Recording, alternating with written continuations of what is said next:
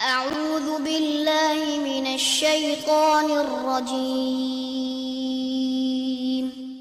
بسم الله الرحمن الرحيم. الحمد لله رب العالمين والصلاة والسلام على نبينا محمد وعلى آله وصحبه أجمعين أما بعد.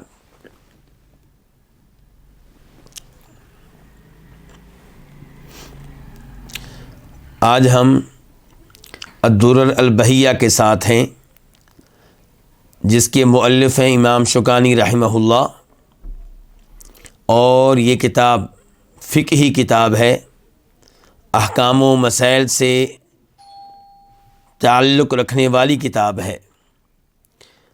اس کتاب کے اندر مزید کئی کتابیں ہیں،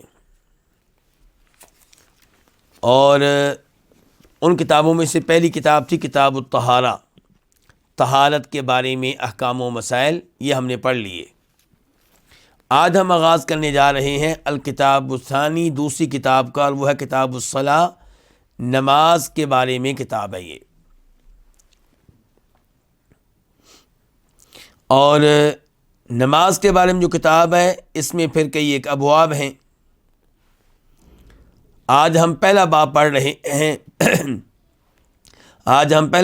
رہے ہیں اور وہ ہے مواقیت الصلاۃ کے بارے میں، نمازوں کے اوقات کے بارے میں۔ چنانچہ اس باب میں امام شوکانی رحمہ اللہ فرماتے ہیں،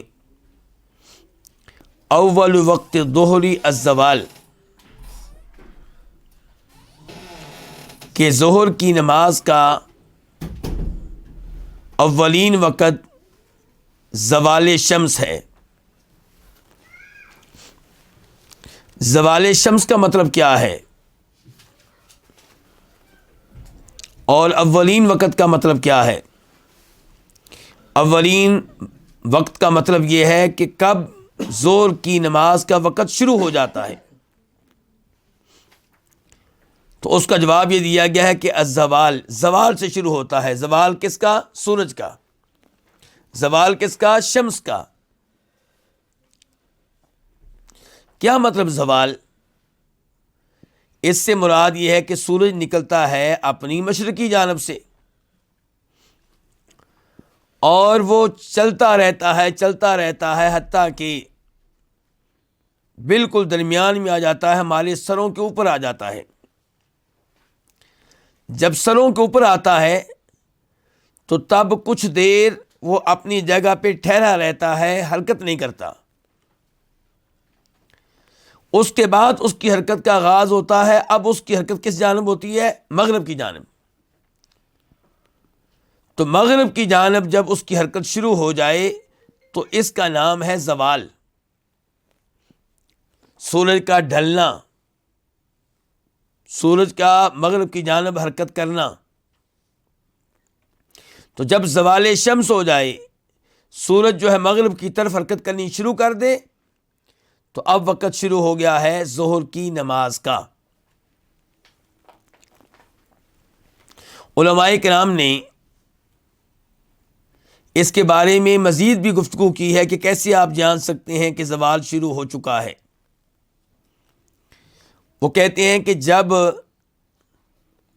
دوپہر ہونے لگے، آدھا دن ہونے لگے، تو اس سے پہلے آپ کوئی لکڑی لیں، سیدھی لکڑی، یا کوئی سریا وغیرہ لے لیں لوہے کا، اور اسے زمین میں گاڑ دیں۔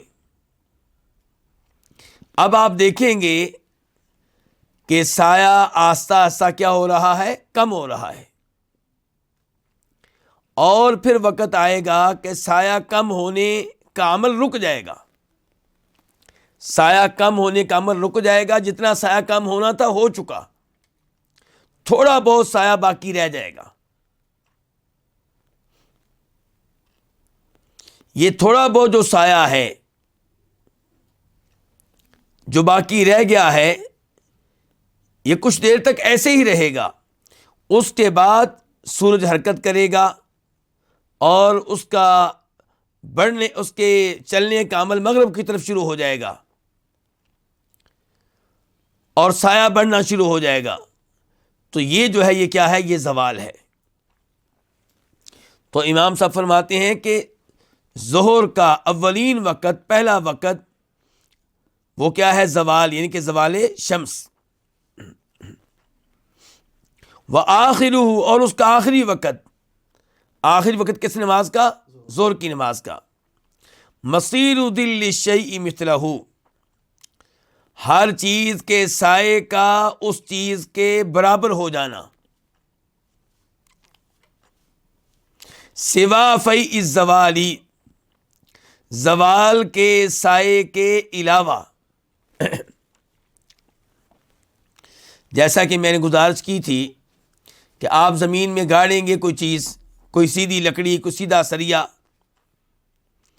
اب آپ دیکھیں گے کہ سایہ اس لکڑی کا کم ہوتا چلا جا رہا ہے، کم ہوتے ہوتے پھر ایسا وقت آئے گا کہ کم ہونے کا عمل رک جائے گا، تھوڑا سا سایہ اس وقت بھی موجود ہوگا۔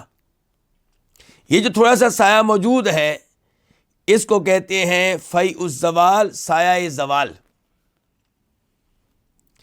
تو یہ جو کہا جا رہا ہے کہ ظہر کا آخری وقت یہ ہے کہ ہر چیز کا سایہ اس کے برابر ہو جائے، یہ اس اصل سائے کے علاوہ، وہ تو تھوڑا سا باقی رہ گیا تھا، اس کے علاوہ جو تھوڑا سا باقی رہ گیا تھا اس کو آپ ناپ لیں،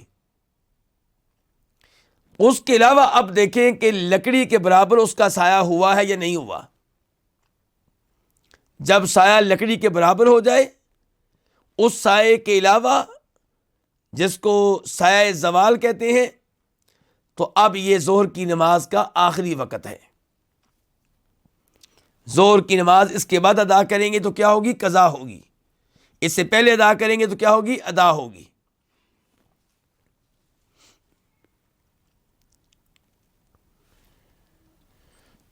یہاں پہ امام ابو حنیفہ رحمہ اللہ کا امت کے دیگر علماء سے اختلاف ہے۔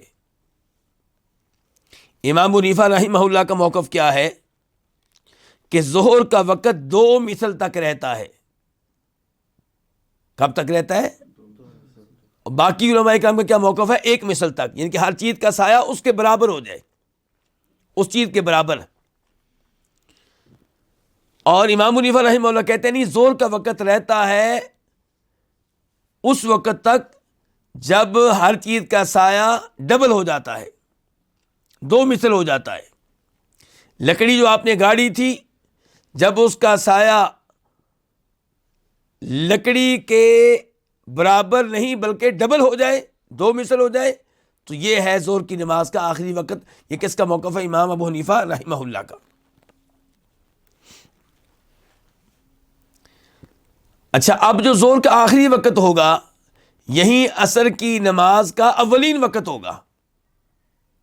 ظہر کی نماز کا آخری وقت ختم ہوتے ہی فوراً عصر کی نماز کا اولین وقت، یعنی کہ اولین وقت ہو چکا۔ تو اس مسئلے میں امام ابو حنیفہ رحمہ اللہ امت کے دیگر علماء سے مختلف ہیں، بلکہ امام صاحب کے اپنے 2 شاگرد بھی ان کے ساتھ نہیں ہیں۔ امام ابو یوسف اور امام محمد بھی اس معاملے میں امام ابو حنیفہ رحمہ اللہ کے ساتھ نہیں ہیں۔ چاہیے یہ تھا کہ ہمارے حنفی علماء کرام کم از کم امام ابو حنیفہ رحمہ اللہ کی اس مسئلے میں تقلید نہ کرتے، ان کے اس موقف کو چھوڑ دیتے، کیونکہ ان کا یہ موقف بغیر کسی دلیل کے ہے۔ اس بارے میں کوئی قابل اعتماد، قابل اعتبار دلیل نہیں ہے۔ البتہ اس حدیث کو بعد میں آنے والوں نے امام ابو حنیفہ رحمہ اللہ کے دفاع کے طور پہ پیش کیا ہے کہ نبی علیہ السلام حکم دیا کرتے تھے کہ ظہر کی نماز کو ٹھنڈا کیا جائے۔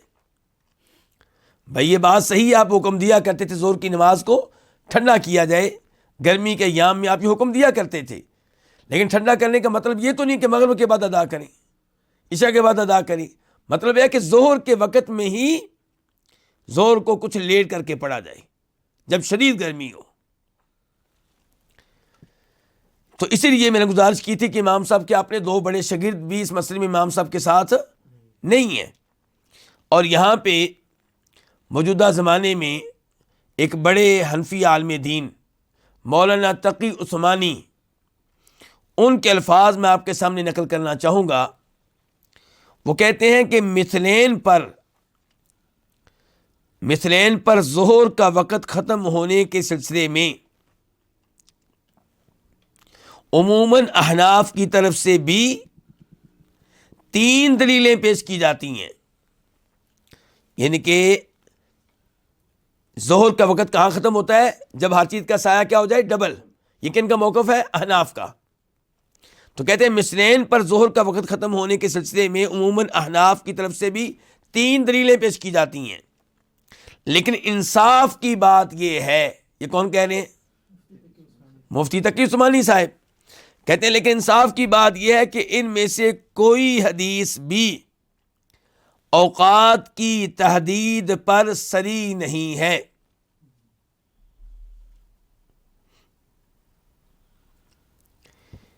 مفتی تقی عثمانی صاحب کے کتاب ہے درس ترمذی، اس میں یہ وہ کہہ رہے ہیں، بلکہ ان کے علاوہ بھی کئی بڑے بڑے حنفی علماء کرام نے مانا ہے کہ اس معاملے میں ہمارے پاس کوئی قابل اعتماد قابل اعتبار دلیل نہیں ہے۔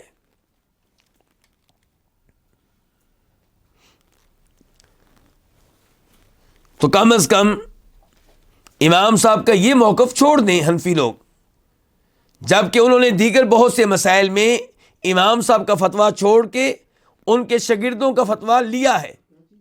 امام ابو یوسف کا فتویٰ لے لیا کسی مسئلے میں، کسی مسئلے میں امام محمد کا فتویٰ لے لیا، تو یہاں پہ بھی لے لیں۔ تو مجھے امید ہے کہ ظہر کا اولین وقت اور آخری وقت واضح ہو چکا ہوگا۔ تو اولین وقت کیا ہے؟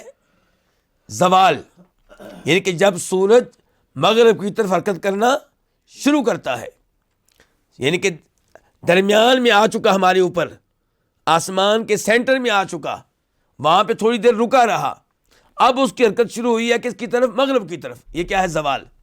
تو زوال ہوتے ہی ظہر کا وقت شروع ہو چکا، اور ظہر کا آخری وقت کب ہوگا؟ جب ہر چیز کا سایہ اس کے برابر ہو جائے، ڈبل نہیں بلکہ برابر، اصل سائے کے علاوہ، اصل سائے کے علاوہ، جس کو سایہ زوال کہتے ہیں۔ کہتے ہیں وَهُوَ أَوَّلُ وَقْتِ الْعَصْرِ، اور یہی عصر کی نماز کا اولین وقت ہے۔ کون سا؟ جو ظہر کی نماز کا آخری وقت ہے، یہی عصر کی نماز کا اولین وقت ہے۔ تو سوال پیدا ہوگا پھر عصر کی نماز کا آخری وقت کیا ہے؟ کہتے ہیں وَآخِرُهُ مَا دَامَتِ الشَّمْسُ بَيْضَاءَ نَقِيَّةً، عصر کی نماز کا آخری وقت اس وقت تک ہے جب تک کہ سورج روشن رہے، صاف رہے، یعنی کہ زرد نہ ہو۔ جب تک سورج اچھی طرح چمک رہا ہے، مکمل روشنی کے ساتھ ہے، زرد نہیں ہوا، تب تک عصر کی نماز کا آخری وقت ہے۔ یہ نہیں کہا مغرب تک۔ کیا کہہ رہے ہیں؟ امام شوکانی کہہ رہے ہیں کہ عصر کی نماز کا آخری وقت اس وقت تک ہے جب تک کہ سورج زرد نہیں ہوتا، بلکہ صاف ہے اور روشن ہے، پوری آب و تاب کے ساتھ چمک رہا ہے، تو یہ عصر کا آخری وقت ہے۔ جب زرد ہو جائے گا تو پھر یہ عصر کی نماز کا آخری وقت نہیں، بلکہ عصر کی نماز کا وقت ختم ہو چکا۔ یہ کہنا چاہتے ہیں امام شوکانی رحمہ اللہ۔ تو کئی علماء کرام کا موقف یہ ہے کہ عصر کا آخری وقت کیا ہے؟ مغرب تک۔ تو امام صاحب نے وعدے کر دیا کہ نہیں، ایسا نہیں ہے، آخری وقت یہی ہے۔ اس کے بعد جو وقت ہے وہ اس آدمی کے لیے ہے جس کا کوئی عذر ہو، جس کی کوئی مجبوری ہو۔ مثال کے طور پہ سویا ہوا تھا، اس کو پتہ ہی نہیں چلا، یا بھول گیا تھا کہ نماز کا وقت ہو چکا ہے، جب پتہ چلا تب سورج زرد ہو چکا تھا، یا کسی کو زبردستی نماز نہ پڑھنے دی گئی، اس کے سر پہ پسٹل رکھا گیا تھا، اس کو اشارے سے بھی نماز پڑھنے کی اجازت نہیں تھی، تو جب اس کو موقع ملا تب سورج زرد ہو چکا تھا، تو اس کے لیے اب بھی عصر کی نماز کا وقت موجود ہے۔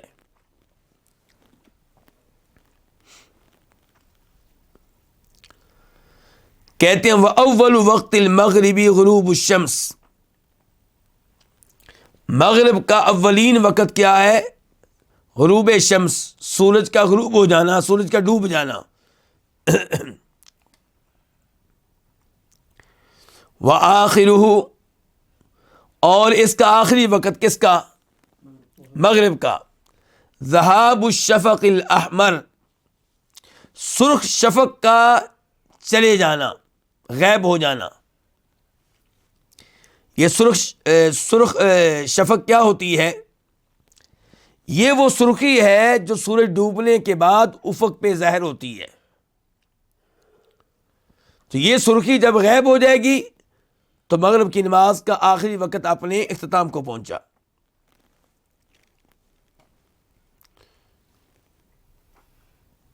کچھ علماء کرام کہتے ہیں کہ اس سے مراد وہ سفیدی ہے جو سرخی کے بعد ظاہر ہوتی ہے، وہ موقف ٹھیک نہیں ہے، یہ موقف ٹھیک ہے۔ وَهُوَ أَوَّلُ الْعِشَاء، اور یہی عشاء کا اولین وقت ہے۔ جو مغرب کی نماز کا آخری وقت ہے وہی عشاء کی نماز کا اولین وقت ہے۔ وَآخِرُهُ نِصْفُ اللَّيْلِ، اور اس کا آخری وقت کس کا؟ عشاء کا کیا ہے؟ آدھی رات۔ کئی لوگ سمجھتے ہیں کہ عشاء کا آخری وقت کب تک ہے؟ صبح تک، فجر تک۔ تو امام صاحب نے واضح کر دیا کہ نہیں، عشاء کی نماز کا آخری وقت آدھی رات تک ہے۔ اس مسئلے میں ویسے 3 اقوال ہیں۔ ایک قول یہ ہے کہ عشاء کا آخری وقت ہے رات کی پہلی تہائی۔ پہلی کیا؟ پہلی تہائی۔ پہلی تہائی کب ہوتی ہے جی؟ یہ کیسے ہم نے طے کرنا ہے پہلی تہائی؟ رات کو 3 حصوں میں تقسیم کریں تو ہر حصہ کیا ہوگا؟ تہائی ہوگا، جس کو ہمارے بھائی کیا کہتے ہیں؟ 1/3 کہتے ہیں شاید۔ یعنی کہ آپ دیکھیں مغرب کی اذان کب ہو رہی ہے اور ادھر آپ دیکھیں فجر کب طلوع ہو رہی ہے، تو یہ رات مثال کے طور پہ بنی 9 گھنٹوں کی، مثال کے طور پہ۔ تو اب مغرب کی اذان ہوئی تھی مثال کے طور پہ 7 بجے، فرض کرتے ہیں ہم، سمجھ رہے ہیں مسئلے کو۔ تو رات ہے 9 گھنٹوں کی، تو 7 اور 3 کتنے ہو گئے؟ تو 10 بجے عشاء کی نماز کا آخری وقت ہے ان لوگوں کے نزدیک، جن کے ہاں یہ ہے کہ عشاء کا آخری وقت کب تک ہے؟ رات کی 1/3 تک۔ اور دوسرا موقف یہ ہے کہ عشاء کا آخری وقت ہے آدھی رات تک، آدھی رات۔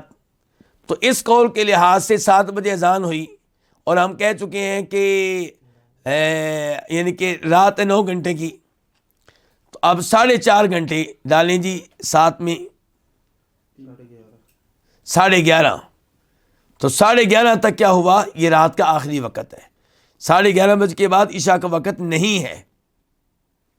اور تیسرا قول یہ ہے کہ عشاء کا وقت رہتا ہے فجر کی اذان تک، لیکن یہ قول مرجوح ہے۔ صحیح قول وہی ہے جس کو امام شوکانی رحمہ اللہ نے ذکر کیا ہے کہ عشاء کا آخری وقت کب تک ہے؟ آدھی رات تک۔ وَأَوَّلُ وَقْتِ الْفَجْرِ، اور فجر کا اولین وقت کون سا ہے؟ اِذَا انشَقَّ الْفَجْرُ وَآخِرُهُ طُلُوعُ الشَّمْسِ، بلکہ میں چاہوں گا کہ پہلے میں آپ کو دلیل لکھوا دوں عشاء کے آخری وقت کی۔ مسلم شریف کی حدیث ہے، نمبر ہے 612، 612۔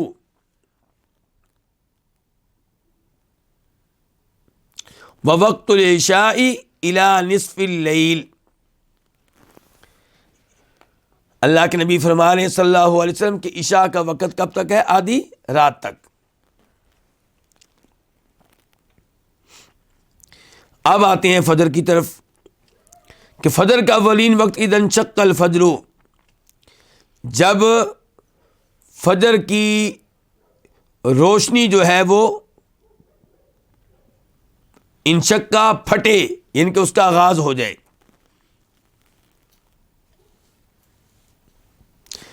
طلوع فجر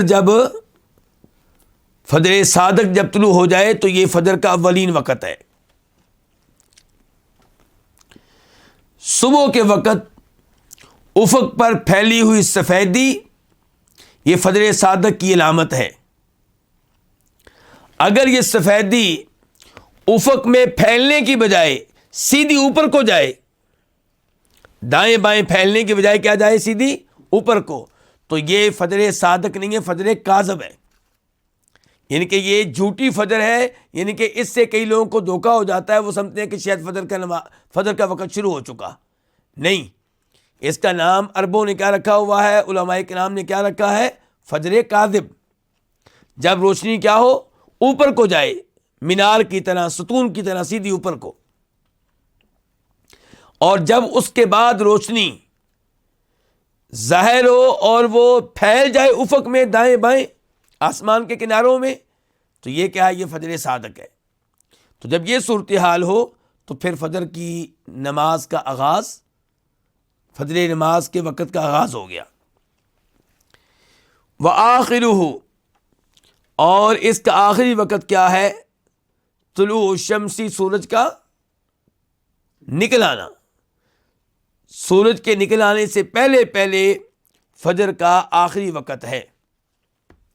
اس بارے میں مسلم شریف کی حدیث ہے، وَوَقْتُ صَلَاةِ الصُّبْحِ، کہ صبح کی نماز کا وقت، من طلوع الفجر، طلوع فجر سے لے کر ما لم تطلع الشمس، اس وقت تک ہے جب تک کہ سورج طلوع نہیں ہو جاتا، سورج نکل نہیں آتا.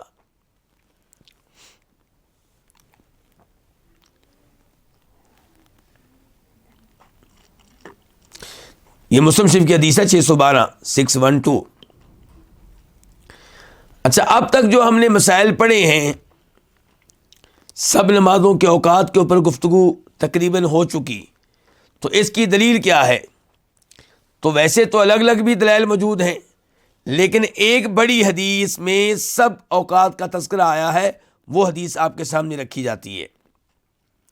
اس حدیث کو امام ترمذی نے روایت کیا، اور ترمذی میں اس کا نمبر ہے 150 150،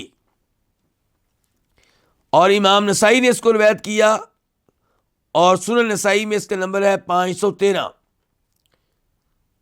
513، اور اس حدیث کو صحیح قرار دیا ہے شیخ البانی رحمہ اللہ نے. اس حدیث میں تذکرہ آئے گا کہ خود جبریل علیہ السلام آئے اور انہوں نے بطور امام نبی علیہ الصلوۃ والسلام کو نماز پڑھائی، تاکہ آپ کو اور آپ کی امت کو نمازوں کے اوقات بتائے جا سکیں. یہ حدیث بہت سے صحابہ کرام نے روایت کی ہے. ان میں سے ایک ہیں جابر بن عبداللہ، جن کی حدیث ہم ابھی پڑھنے لگے ہیں. ان جابر بن عبداللہ، جابر بن عبداللہ سے روایت ہے، ان جبریل اتی النبی صلی اللہ علیہ وسلم، کہ جبریل نبی علیہ الصلوۃ والسلام کے پاس آئے، یعلمہ مواقیت الصلاۃ، کیوں آئے؟ آپ کو نمازوں کے اوقات سکھانے کے لیے، نمازوں کے اوقات بتانے کے لیے. یعلمہ، یہ تعلیم دے رہے ہیں کون؟ جبریل علیہ السلام. تعلیم کس کو دے رہے ہیں؟ نبی صلی اللہ علیہ وسلم. میں ان الفاظ کی طرف آپ کی توجہ مبذول کرانا چاہوں گا. قرآن میں بھی کیا ہے شیخ صاحب؟ علمہ شدید القوا. سورہ نجم میں الفاظ ہیں کہ نبی علیہ الصلوۃ والسلام کو تعلیم دی ہے، آپ کو علم دیا ہے. شدید القوا، مضبوط فرشتے نے، طاقتور فرشتے نے. تو قرآن بھی یہ بتاتا ہے کہ جبریل علیہ السلام نے آپ کو تعلیم دی، اور اس حدیث سے بھی پتہ چل رہا ہے کہ جبریل علیہ السلام نے آپ کو نمازوں کے اوقات کی تعلیم دی. تو ان الفاظ کی موجودگی میں کئی لوگوں کا جبریل علیہ السلام کو نبی علیہ السلام کے چوکیدار کے طور پہ پیش کرنا مناسب نہیں ہے. یعنی کہ ایسی نعتیں پڑھی جاتی ہیں جن سے یوں لگتا ہے کہ جبریل علیہ السلام اللہ کے نبی علیہ السلام کے چوکیدار ہوں، جبکہ یہاں پہ کیا کہا جا رہا ہے کہ جبریل علیہ السلام نے آپ کو تعلیم دی، کس کی؟ نمازوں کے اوقات کی۔ آپ کہیں گے اس میں کون سا کمال ہے؟ کوئی جبریل علیہ السلام کو اللہ نے بھیجا تو انہوں نے تعلیم دی، تو وہ تو سارا علم کا سلسلہ ہی ایسے ہے۔ پھر تو جو میرا استاد ہے میں کہوں گا اس کو اللہ نے علم دیا تو اس نے مجھے تعلیم دی ہے، کون سا کمال ہے؟ پھر تو ہر ایک کے بارے میں ایسے ہی کہا جائے گا۔ جو آپ کا معلم ہے، جو آپ کا مدرس ہے، جو آپ کو تعلیم دیتا ہے، اس کو علم اللہ ہی نے دیا ہے۔ لیکن بہرحال اس کی ایک شان ہوتی ہے، اس کا ایک مقام ہوتا ہے۔ صرف تو جو یہ دلانا چاہتا تھا میں کہ جبریل علیہ السلام کو آپ کا چوکیدار وغیرہ کہنے سے گریز کیا جائے، اس کی کوئی دلیل نہیں ہے۔ تو یہ جبریل آئے ہیں، آپ کو تعلیم دے رہے ہیں نمازوں کے اوقات کی۔ فتقدم جبریل، چنانچہ جبریل آگے بڑھے، ورسول اللہ صلی اللہ علیہ وسلم خلفہ، اور نبی علیہ الصلوۃ والسلام ان کے برابر میں کھڑے ہوئے ہیں یا ان کے پیچھے؟ ان کے پیچھے کھڑے ہوئے ہیں۔ آپ مقتدی بنے ہیں، جبریل امام بنے ہیں۔ والناس خلف رسول اللہ صلی اللہ علیہ وسلم، اور لوگ پیچھے کھڑے ہیں کس کے؟ نبی علیہ الصلوۃ والسلام کے۔ فصل الظہر، تو انہوں نے ظہر کی نماز پڑھائی، ہی نزالت الشمس، جب زوال شمس ہوا، جب سورج ڈھلنا شروع ہوا، جب سورج نے مغرب کی طرف حرکت شروع کی۔ وَأَتَاهُ، وہ آپ کے پاس آئے، کون؟ جبریل۔ حین کان الظل مثل شخصہ، جس وقت سایہ، ہر چیز کا سایہ مثل شخصی، اس کے قد کی طرح تھا۔ فصنع کما صنع، تو انہوں نے کیا جیسا کہ انہوں نے کیا۔ کیا مطلب یہ؟ یعنی کہ زور کی نماز کی گفتگو ختم ہو چکی ہے، دوبارہ آنے کا تذکرہ ہوا ہے، تو یہ عصر کی نماز کا تذکرہ ہو رہا ہے۔ اب دوبارہ جبریل آئے ہیں کون سی نماز کے لیے؟ عصر کی نماز کے لیے۔ کب آئے ہیں؟ جس وقت ہر چیز کا سایہ اس کے مثل تھا، اس کے برابر تھا، مثلین نہیں، ڈبل سایہ نہیں، سنگل سایہ۔ اس کی مزید وضاحت کرتے ہوئے کہتے ہیں جابر، فتقدم جبریل، چنانچہ جبریل آگے بڑھے۔ عصر کی نماز میں بھی آگے کون بڑھے ہیں؟ جبریل علیہ السلام۔ ورسول اللہ صلی اللہ علیہ وسلم خلفہ، اور اللہ کے رسول علیہ السلام ان کے پیچھے ہیں۔ والناس خلف رسول اللہ، اور لوگ اللہ کے رسول صلی اللہ علیہ وسلم کے پیچھے ہیں۔ فصل العصر، چنانچہ انہوں نے عصر کی نماز پڑھائی۔ اچھا شیخ صاحب یہاں پہ ایک اور بات پہ توجہ دیں، نماز کی اہمیت اتنی زیادہ کہ نمازوں کے اوقات کی تعلیم دینے کے لیے کون آئے ہیں؟ جبریل علیہ السلام۔ اور ان کے پیچھے کون کھڑے ہیں؟ اللہ کے رسول السلام۔ ان کے پیچھے کون کھڑے ہیں؟ صحابہ کرام۔ فرشتوں میں سے افضل جبریل علیہ السلام، انسانوں میں سے افضل اللہ کے رسول، اور پھر آپ کی امت میں سے افضل آپ کے صحابہ کرام، سب نماز کے کام میں لگے ہوئے ہیں، نماز کے اوقات بتائے جا رہے ہیں۔ یہ ہے نماز کی اہمیت اللہ کی نگاہوں میں، اللہ کے رسول کی نگاہوں میں، صحابہ کرام کی نگاہوں میں۔ اور آج ہمیں سبق یہ پڑھایا جاتا ہے اقامت دین کا۔ الفاظ کیا بولے جاتے ہیں جی؟ دین کو قائم کیا جائے۔ الفاظ تو بڑے پیارے ہیں، لیکن عام طور پہ یہ الفاظ استعمال کرنے والے وہ لوگ ہیں جن کا مطلب ہوتا ہے کہ ملک میں اسلامی نظام نافذ ہونا چاہیے، اور یہ اچھی بات ہے، ہم سب کے کہتے ہیں ہونا چاہیے، لیکن وہ اسی نقطے کو اپنا محور بنا کے اسی کے ارد گرد گھومتے رہتے ہیں۔ اس کے لیے نمازوں کو قربان کر دیا جاتا ہے۔ ان لوگوں کے ذہنوں میں نماز کی وہ اہمیت نہیں رہتی جو رہنی چاہیے۔ ان کے نزدیک یہ ہوتا ہے کہ نمازوں کا اہتمام کرنے والے صوفی قسم کے لوگ ہیں، اصل بات کیا؟ دین کو قائم کرنا۔ پتہ نہیں وہ کون سا دین ہے جو قائم کرنا ہے۔ توحید کے بعد سب سے اہم چیز نماز ہی تو ہے۔ تو دیکھیں کتنا نماز کا اہتمام کیا جا رہا ہے. تو ان چیزوں کو اہمیت دیجیے جن کو اہمیت دی ہے اللہ رب العزت نے، جن کو اہمیت دی ہے نبی علیہ الصلوۃ والسلام نے.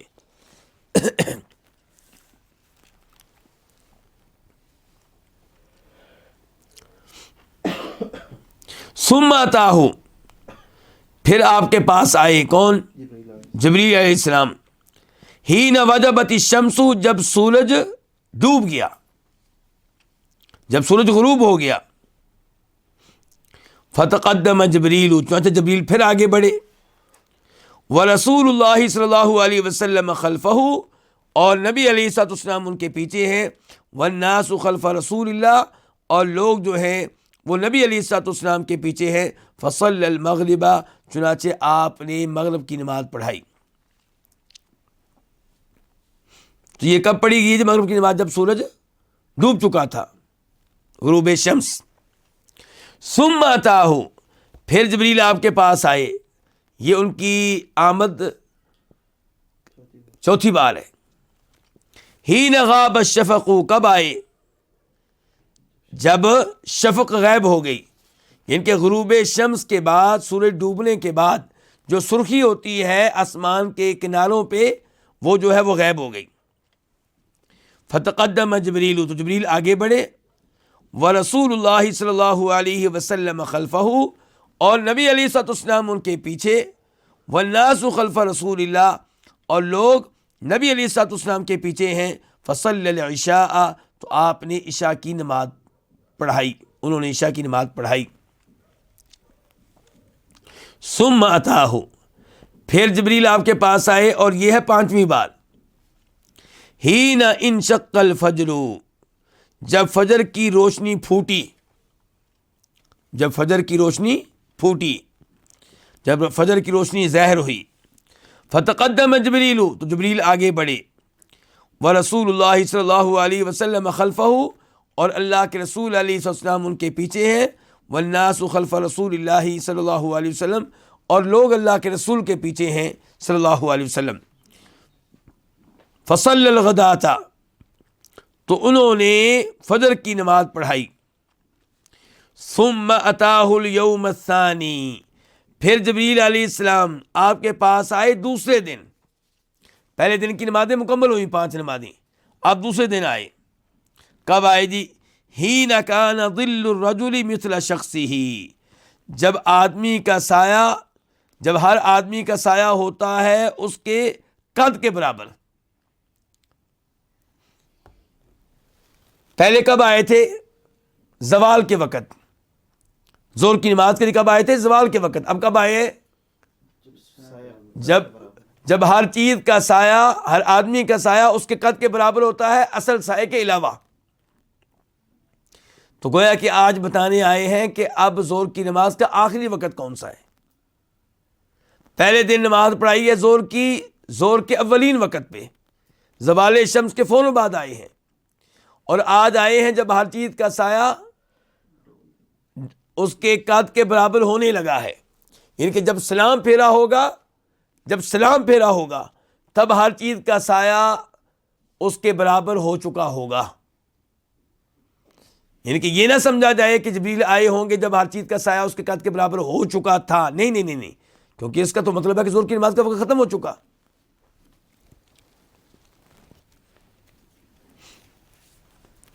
فصنع کما صنع بالامس، تو انہوں نے ایسے ہی کیا جیسے کیا تھا گزشتہ روز. یعنی کہ ایسے ہی جبریل آگے بڑھے، اللہ کے رسول صلی اللہ علیہ وسلم ان کے پیچھے کھڑے ہوئے، صحابہ کرام آپ کے پیچھے کھڑے ہوئے.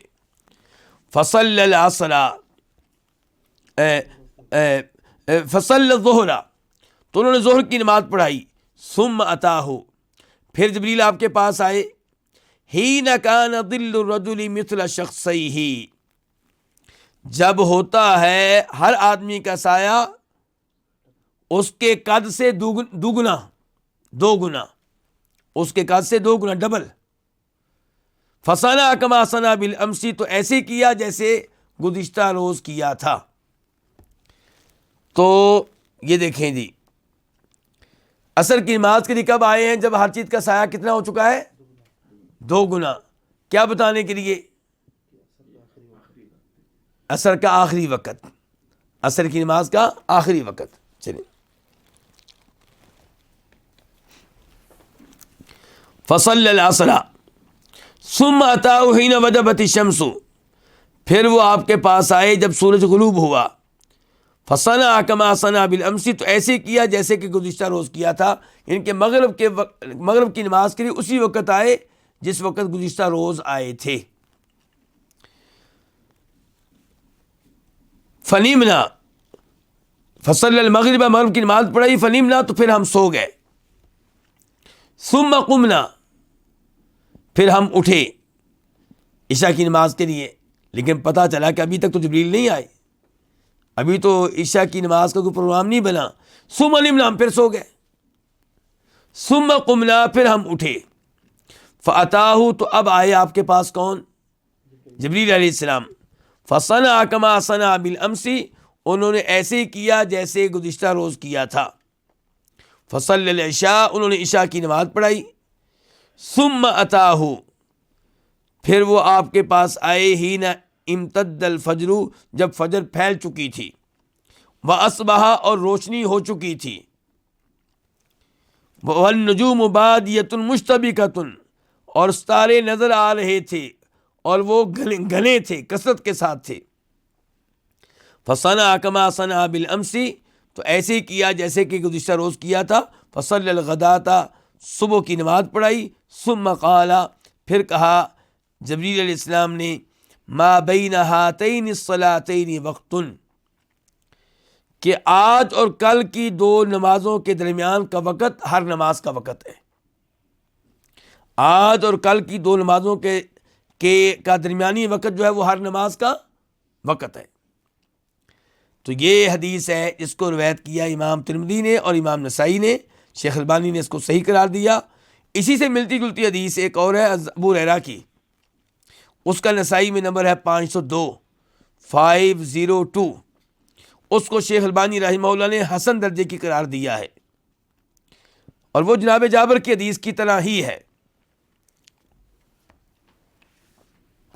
تو یہاں سے ہمیں اوقات معلوم ہوئے ان 5 نمازوں کے. یہاں پہ ایک سوال یہ اٹھتا ہے کہ فجر کی نماز کا افضل وقت کون سا ہے؟ فجر کی نماز کا افضل وقت کون سا ہے؟ تو افضل وقت جو ہے وہ اولین وقت ہے، جن کے فجر کو اندھیرے میں ادا کیا جائے. ابو مسعود بدری کہتے ہیں رضی اللہ تعالی عنہ، وصلی الصبح مرۃ بغلس، کہ نبی علیہ الصلوۃ والسلام نے ایک بار نماز پڑھائی اندھیرے میں. ثم صلی مرۃ اخری فاسفر بها، پھر دوسری بار نماز پڑھائی صبح کی آپ نے، فاسفر بها، تو آپ نے روشنی کر دی، ان کے شدید اندھیرا نہیں تھا. ثم كانت صلاته بعد ذلك التغلیس، پھر اس کے بعد آپ کی نماز کون سی رہی؟ اندھیرے والی رہی. ان کے پھر آپ مسلسل فجر کی نماز اندھیرے میں ہی پڑھتے رہے، حتی مات، یہاں تک کہ فوت ہو گئے. فوت ہونے تک آپ کا معمول یہ تھا کہ فجر کی نماز کو کب ادا کرتے تھے؟ اندھیرے میں. وَلَمْ يَعُدْ إِلَىٰ أَنْ يُسْفِرْ،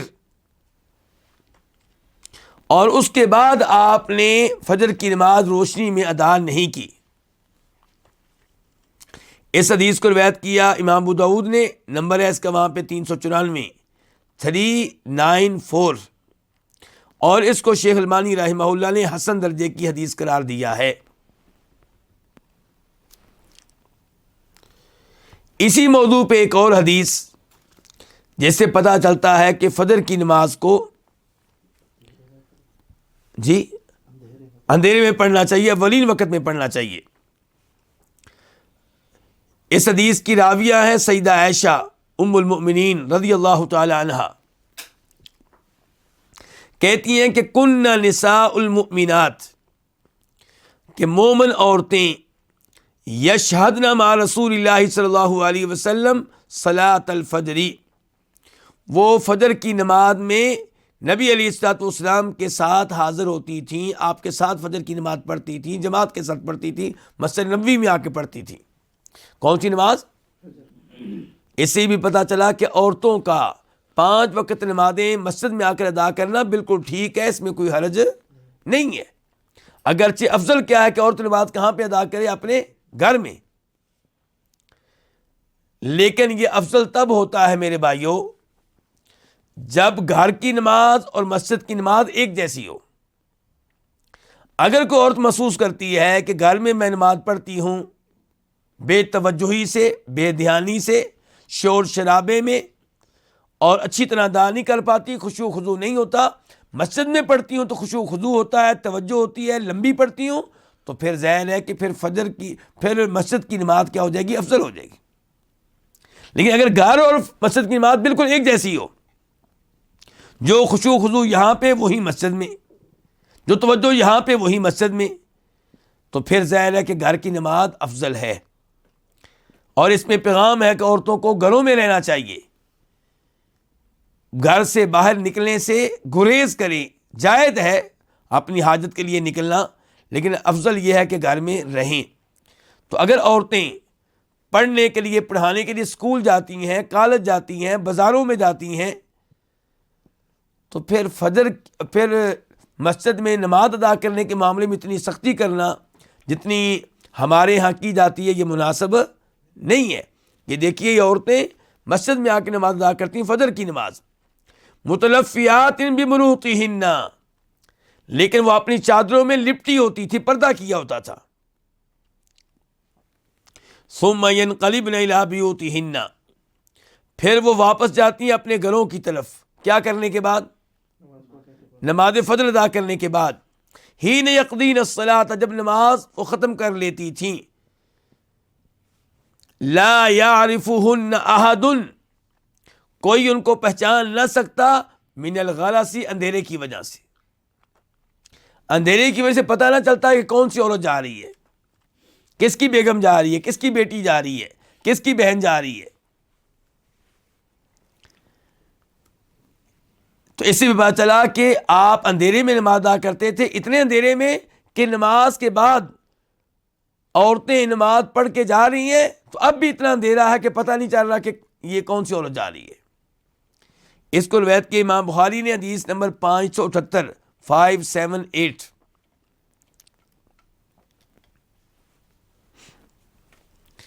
اچھا آپ کہیں گے کہ وہ تو عورت ویسے بھی نہیں پہچانی جاتی چاہے روشنی بھی ہو۔ پہلی بات تو یہ ہے کہ صحابی کہہ رہے ہیں، سیدہ عائشہ کہہ رہی ہیں کہ اندھیرے کی وجہ سے پہچانی نہیں جاتی تھی۔ کس وجہ سے؟ تو ہم گفتگو کر رہے تھے کس موضوع پہ؟ ہاں جی، فجر کی نماز کے تعلق سے، فجر کی نماز کے تعلق سے گفتگو ہو رہی تھی کہ صحابیات نماز پڑھ کر واپس جاتی تو ان کو پہچانا نہ جا سکتا اندھیرے کی وجہ سے۔ اور یہ کس نے کہا ہے؟ سیدہ عائشہ رضی اللہ عنہا نے کہا ہے۔ تو اس سے پتہ چلتا ہے کہ شدید اندھیرے میں یہ نماز پڑھی جاتی تھی، اور اس بارے میں 2 حدیثیں ہو چکی ہیں کہ اندھیرے میں نماز پڑھی جاتی تھی، اور بھی کئی حدیث ہیں۔ اس کے بعد سوال یہ پیدا ہوتا ہے کہ حنفی علماء کرام کی کیا دلیل ہے جو اندھیرے میں فجر کی نماز نہیں پڑھتے، روشنی کر کے پڑھتے ہیں، لیٹ پڑھتے ہیں۔ تو ان کی دلیل یہ حدیث ہے جسے امام ترمذی نے روایت کیا ہے،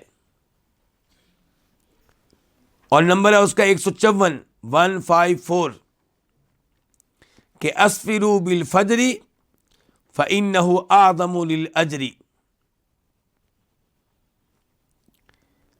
کہ فجر کی نماز کو روشنی میں ادا کرو کیونکہ اس سے اجر بڑھتا ہے۔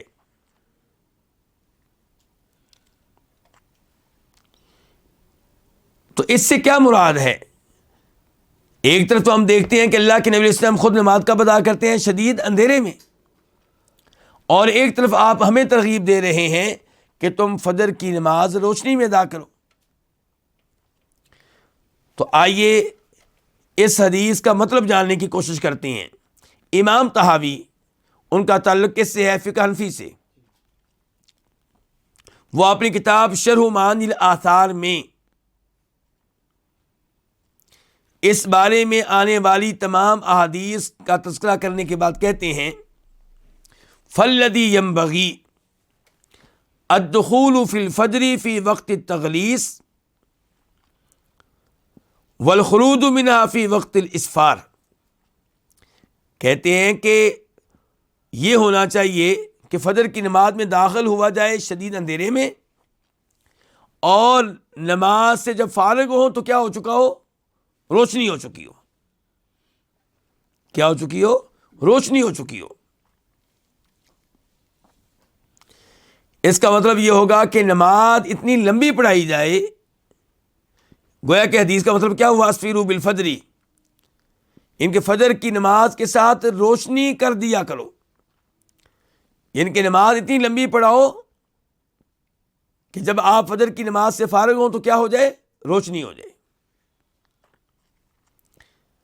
اب اس سے مراد یہ روشنی نہیں ہے کہ سورج نکل آئے، اس سے مراد یہ ہے کہ جب نماز شروع کی تھی اس وقت تو شدید اندھیرا تھا، جب نماز سے فارغ ہوں تو اس کے مقابلے میں کافی روشنی ہو چکی ہو۔ تو پھر سوال اٹھے گا کہ وہ جو صحابیات تو پہچانی نہیں جاتی تھیں، اللہ کے رسول نماز پڑھا کے فارغ ہوتے، صحابیات واپس جاتی تو کیا ہوتا تھا؟ اندھیرا ہوتا تھا۔